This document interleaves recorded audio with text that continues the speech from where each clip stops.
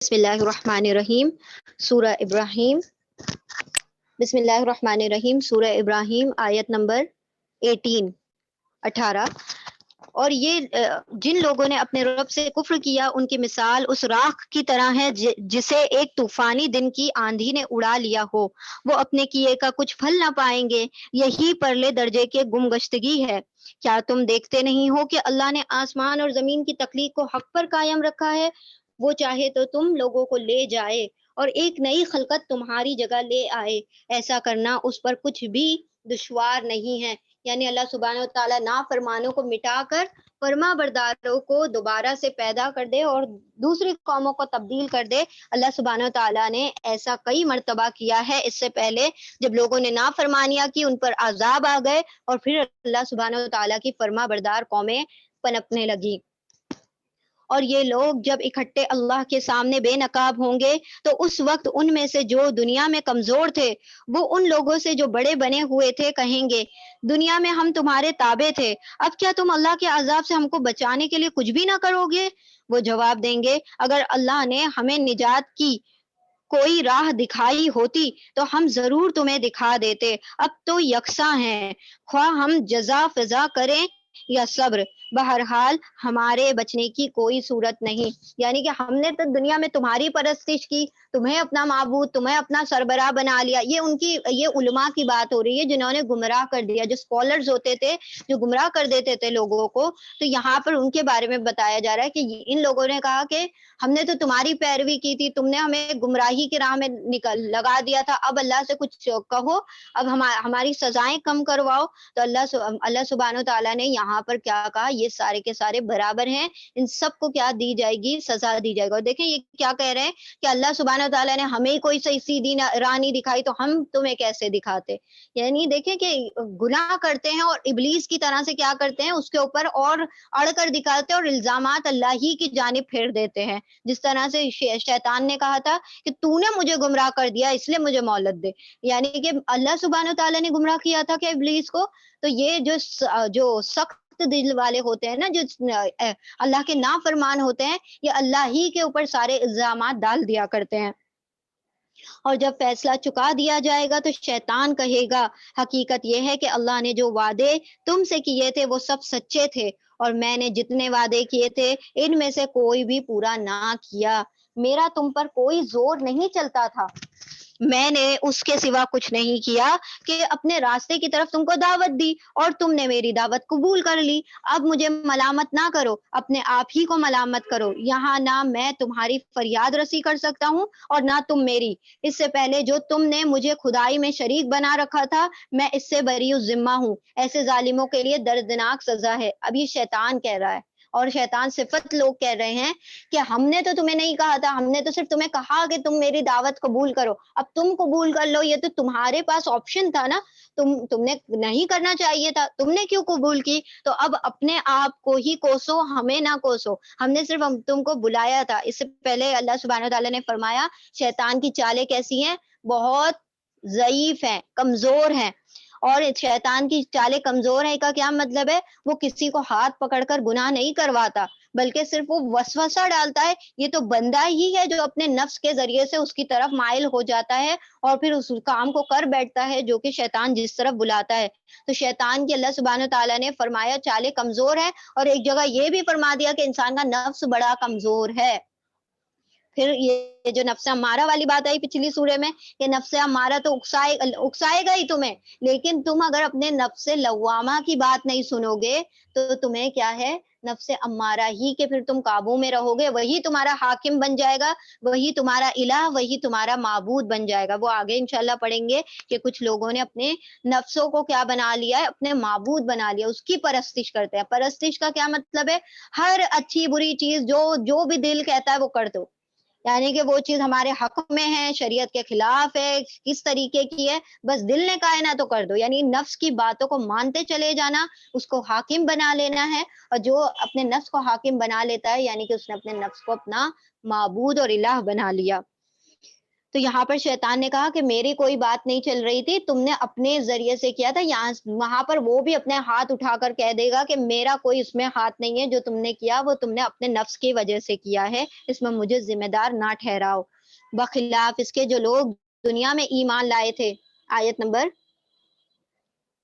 23، جو لوگ دنیا میں ایمان لائے ہیں اور جنہوں نے نیک عمل کیے ہیں وہ ایسے باغوں میں داخل ہوں گے جن کے نیچے نہریں بہتی ہوں گی۔ اللہ سبحانہ و تعالیٰ نے کہا ایمان کے ساتھ ساتھ عمل صالح لازمی ہے، صرف ایمان لانا کافی نہیں ہے، صرف عمل صالح کرنا کافی نہیں ہے۔ عمل صالح کرتے رہیں اور ایمان ہی نہیں ہے تو سارا ضائع ہے، اور اگر ایمان لے آئیں اور صرف اس بنا پر بیٹھے رہیں کہ اب ہم نے کلمہ پڑھ لیا اب تو دوسرا قدم جنت میں ہی ہے، تو یہ بھی بالکل کیا ہے، گمراہی میں ہونے والا، انسان کو عمل سے غافل کرنے والا معاملہ ہے۔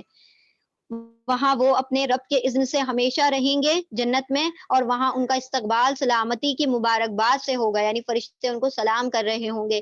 کیا تم دیکھتے نہیں ہو کہ اللہ کے کلمہ طیبہ کو کس چیز سے مثال دی ہے؟ اس کی مثال ایسی ہے جیسے ایک اچھی ذات کا درخت جس کے جڑ زمین میں گہری جمی ہوئی ہو اور شاخیں آسمان تک پہنچتی ہوئی ہوں، ہر آن وہ اپنے رب کے حکم سے اپنے پھل دے رہا ہے۔ یعنی کہ ایک ایسا مضبوط درخت ہے کہ جس کو مطلب اس کی پھل جو ہیں ہمیشہ پھلتے ہی رہتے ہیں، تو ایسا ہی درخت ہے یہ کلمہ طیبہ، جس کے دل میں گھر کر جاتا ہے تو پھر اس کے لیے ہدایت کے درخت اگ جایا کرتے ہیں۔ تو اللہ سبحانہ و تعالیٰ نے اتنی پیاری مثال دی ہے یہاں پر، یہ مثالیں اللہ اس لیے دیتا ہے کہ لوگ ان سے سبق لیں۔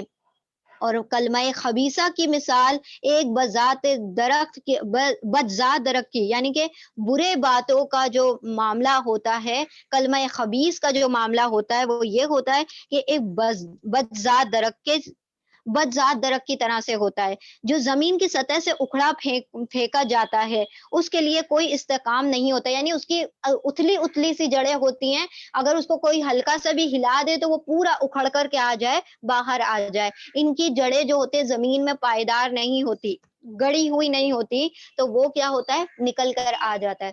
تو کلمہ خبیثہ ایسا ہے جیسے کہ اتھلا ہوا درخت جس کو کوئی بھی کبھی بھی اکھاڑ کر پھینک دے۔ اب جیسے کہ جب وہ جو جھاڑیاں نہیں جو اگاتے ہیں کسان، جو اگا رہے ہوتے ہیں فصلیں اگاتے ہیں، تو فصلوں کے سائڈ میں کچھ جو جنگلی فصلیں بھی اگ جاتی ہیں نا ادھر ادھر سے، تو کسان کیا کرتے ہیں اس کو اکھاڑ اکھاڑ کر پھینکتے رہتے ہیں۔ تو بس وہی کلمہ خبیثہ کی مثال ہے کہ جس کو کوئی بھی آئے اور اکھاڑ کر پھینک دے برا سمجھ کر۔ تو اللہ سبحانہ و تعالیٰ نے فرمایا کہ جو پاک کلمے ہوتے ہیں، پاک باتیں ہوتی ہیں، ان کو پائیداری حاصل ہوتی ہے، وہ ان کی جڑیں مضبوط ہوتی ہیں، اور جو بری باتیں ہوتی ہیں، جو برے اعمال ہوتے ہیں، ان کو پائیداری حاصل نہیں ہوتی، ان کو کبھی بھی کوئی بھی اکھاڑ کر پھینک دیتا ہے۔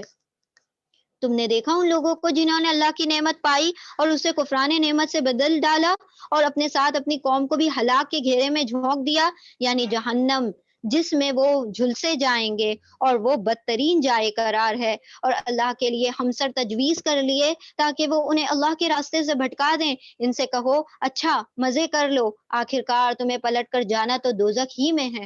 یعنی کہ اللہ سبحانہ و تعالیٰ نے ان کی مثال یہاں پر بیان کر دی کہ جو اللہ کے نافرمانی کرتے ہیں، اس کی نعمتوں کی قدر نہیں کرتے، تو اللہ سبحانہ و تعالیٰ نے ان کے لیے جہنم کا عذاب تیار کر رکھا ہے۔ آیت نمبر 32، اے نبی صلی اللہ علیہ وسلم، میرے جو بندے ایمان لائے ہیں ان سے کہہ دو کہ نماز قائم کرو۔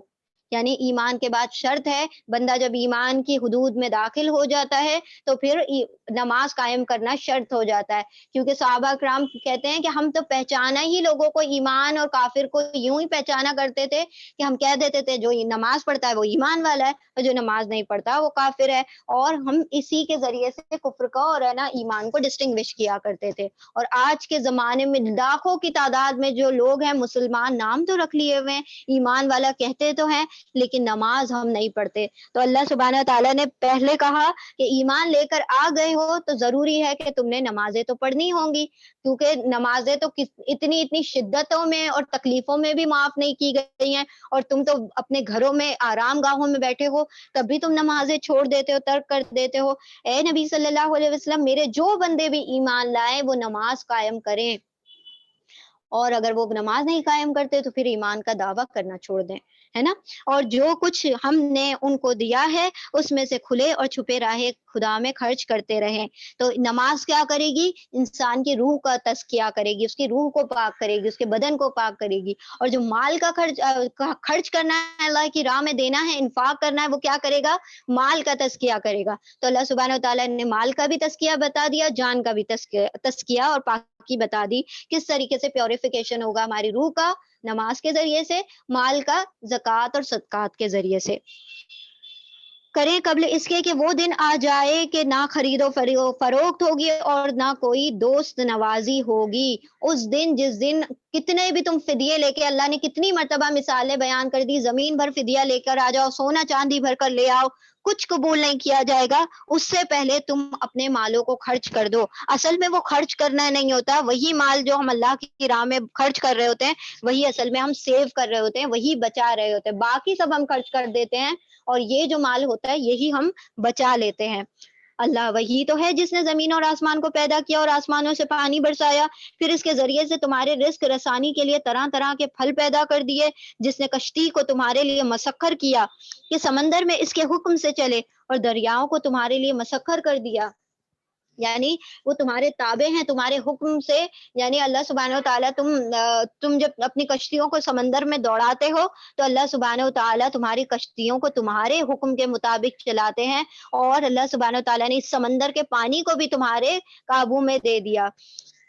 جس نے سورج اور چاند کو تمہارے لیے مسخر کیا کہ لگاتار چلے جا رہے ہیں، اور رات اور دن کو تمہارے لیے مسخر کر دیا، تمہارے تابع کر دیا. جس نے وہ سب کچھ تمہیں دیا جو تم نے مانگا. اور اگر تم اللہ کی نعمتوں کو شمار کرنا چاہو گے تو نہیں کر سکتے. حقیقت یہ ہے کہ انسان بڑا ہی بے انصاف اور ناشکرا ہے. یعنی اللہ سبحانہ و تعالیٰ کی نعمتوں پہ غور ہی نہیں کرتا تو شکر کیا کرے گا. تو اللہ سبحانہ و تعالیٰ نے کہا کہ انسان ہی بڑا ناشکرا ہے کہ جو نعمتیں میں اس کو نہ دوں، حالانکہ وہ شر مانگ رہا ہوتا ہے، لیکن اگر میں اس کو نہ دوں تو وہ اس کو تو بڑا یاد رکھ لیتا ہے. اور جو میں نے اس کو کچھ دیا ہوا ہے، یہ اتنی جو نعمتیں میں تذکرے کرتے جا رہا ہوں، یہ اس چیز پر تو غور و فکر ہی نہیں کرتا. اب جو زمانے میں جو آکسیجن کا مسئلہ بنا پڑا ہے، 8 دن میں ایک سلنڈر فل ہو کر آ رہا ہے. اور ان لوگوں سے پوچھے جا کر جن کو آکسیجن کی ضرورت ہے اور ان کو وہ مہیا نہیں ہو رہی، تو وہ وہیں کے وہیں دم توڑ رہے ہیں. تو اللہ سبحانہ و تعالیٰ نے یہ ساری چیزیں تو ہمارے لیے مفت میں جاری کر دی ہیں. ان سب کو مفت میں ہمارے لیے مطلب مسخر کر دیا ہوا ہے، ہمارے تابع کر دیا ہوا ہے. تو اگر انسان ان نعمتوں پر بھی غور کرے تو اللہ کا شکر گزار بن جائے. لیکن انسان کیا ہے؟ ان الانسان لظلوم کفارن، یعنی بہت ناشکرا اللہ سبحانہ و تعالیٰ کا، اور بڑا ہی ظالم ہے، بڑا ہی بے انصاف ہے. اللہ کی چیزوں کا شمار ہی نہیں کرتا جو اس نے اس کو نعمتیں دی ہیں. آیت نمبر 35، وَإِذْ قَالَ إِبْرَاهِيمُ رَبِّ اجْعَلْ هَٰذَا بَلَدًا آمِنًا، یہاں دعا ہے آیت نمبر 36 میں، وَاجْنُبْنِي وَبَنِيَّ أَن تَعْبُدُوا الْأَصْنَامَ. یاد کرو وہ وقت جب ابراہیم علیہ السلام نے ایک دعا کی تھی کہ پروردگار اس شہر یعنی مکہ کو امن کا شہر بنا دے اور مجھے اور میری اولاد کو بت پرستی سے بچا.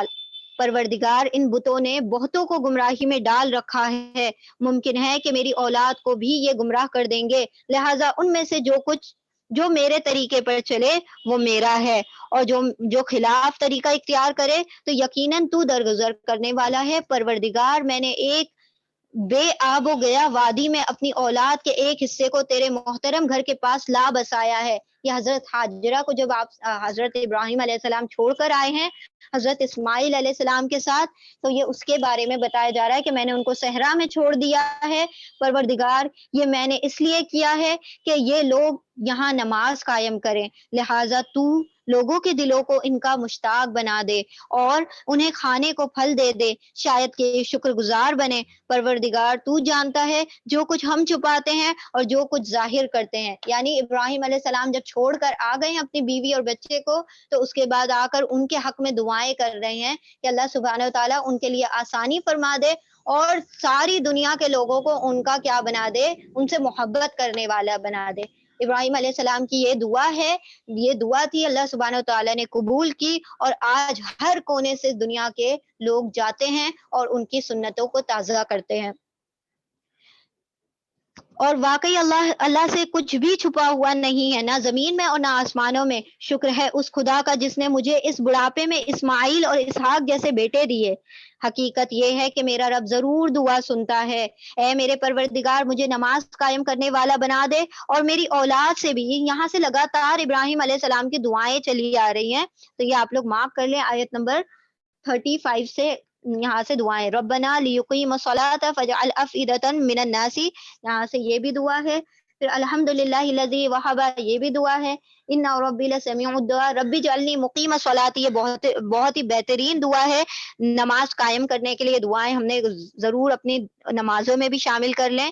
رب جعلنی مقیم الصلاۃ ومن ذریتی ربنا وتقبل دعاء، ربنا اغفر لی ولوالدی وللمؤمنین یوم یقوم الحساب۔ اگلے پچھلے اپنی نسلیں، یہ 2 آیتوں میں سب کا شمار کر لیا گیا ہے۔ جامع ترین دعا ہے۔ دیکھیں، انسان کی فلاح کے لیے سب سے اہم جو چیز ہے وہ نماز ہے، اور ابراہیم علیہ السلام اس میں دعا میں کہہ رہے ہیں کہ اے اللہ، مجھے بھی اور میری اولاد کو بھی نماز کا قائم کرنے والا بنا دے۔ اگر انسان نماز قائم کرنے والا ہو جاتا ہے تو پھر اس کے تمام کام کیا ہو جاتے ہیں؟ درست ہونا شروع ہو جاتے ہیں۔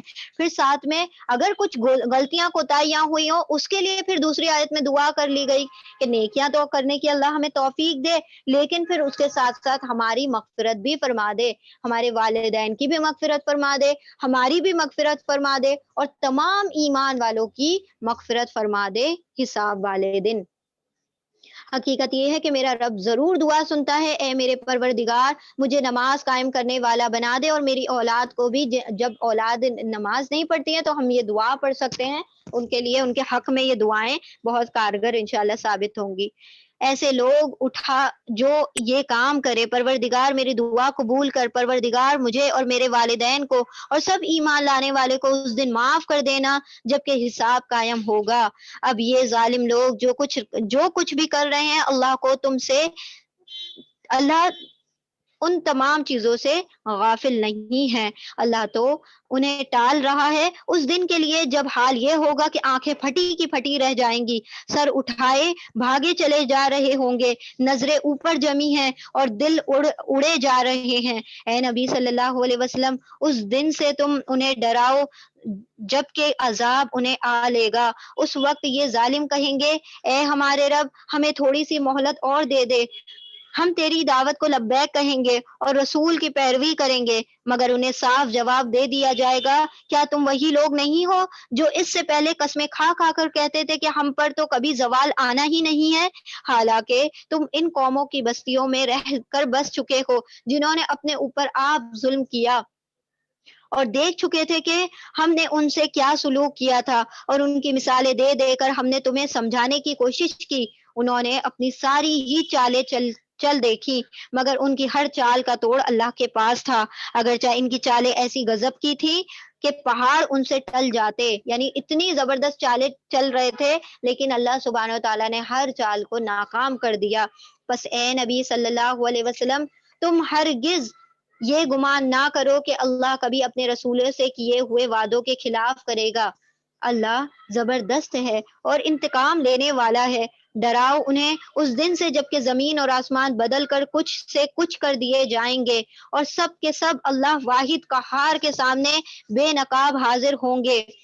اس روز تم مجرموں کو دیکھو گے کہ زنجیروں میں ہاتھ پاؤں جکڑے ہوئے ہیں، تارکول کے لباس پہنے ہوئے ہیں، اور آنکھ کے شعلے ان کے چہروں پر چھائے ہوئے ہیں۔ یہ اس لیے ہوگا کہ اللہ ہر متنفس کو اس کے کیے کا بدلہ دے گا۔